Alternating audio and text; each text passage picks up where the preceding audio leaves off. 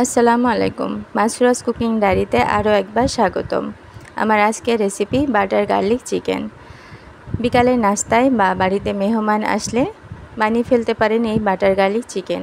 ঘরে থাকা উপকরণ দিয়ে কিভাবে এই বাটার গার্লিক চিকেন বানানো যায় সেটাই আমি আজকে আপনাদের সাথে শেয়ার করব। আশা করি আপনাদের ভালো লাগবে।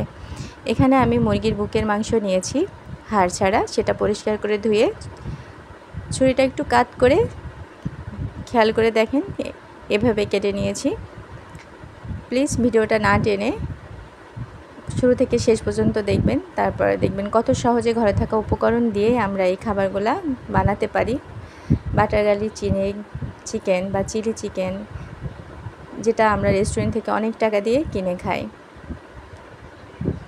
আমরা ঘরেই স্বাস্থ্যসম্মত উপায়ে বানিয়ে পরিবারকে, আপন মানুষদের এরকম ধরনের খাবার উপহার দিতে পারি।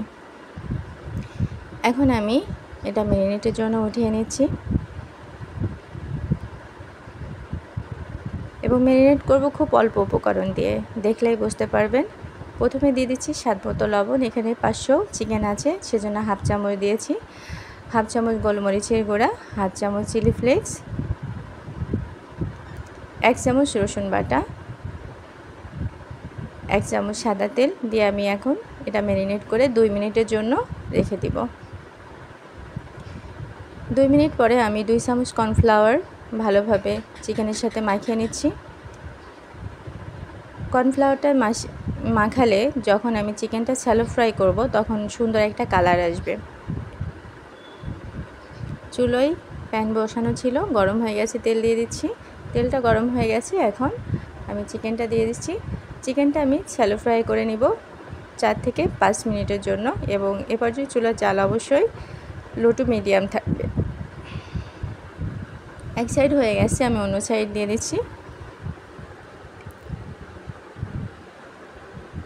নেড়ে ছেড়ে আমি 4 থেকে 5 মিনিটের মতোই এটা চিকেনটা শ্যালো ফ্রাই করে নিয়েছি, হয়ে গেছে, উঠিয়ে নিচ্ছি।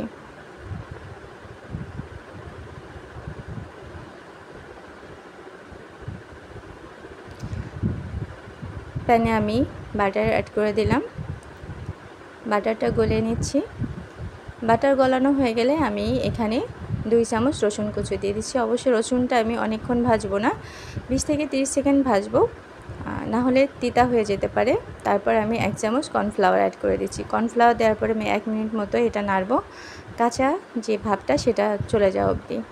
তারপর এখন অ্যাড করে দিব চিকেন স্টক। আপনারা এখানে পানিটাও দিতে পারেন।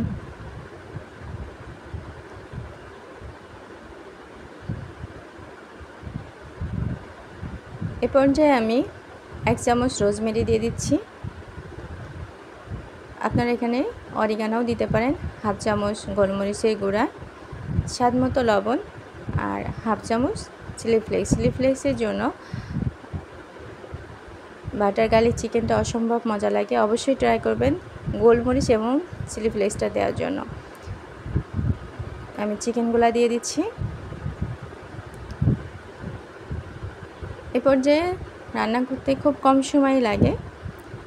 আমি এ পর্যায়ে পুদিনা পাতা দিয়ে দিচ্ছি। ধনিয়া পাতা ছিল না ঘরে, এজন্য আমি সবসময় বলি যে ঘরে থাকা উপকরণ দিয়েই আমি খাবার বানিয়ে থাকি।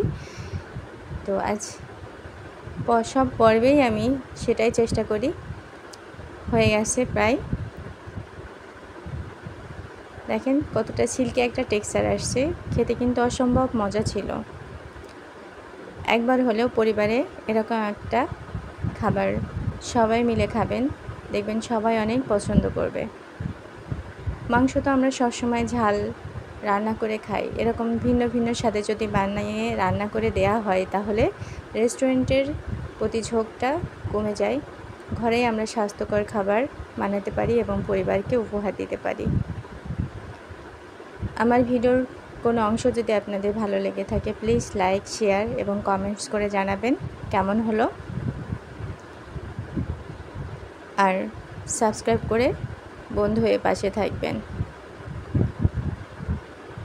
আজ এই পর্যন্ত, আশা করি ভালো থাকবেন নেক্সট পর্ব পর্যন্ত।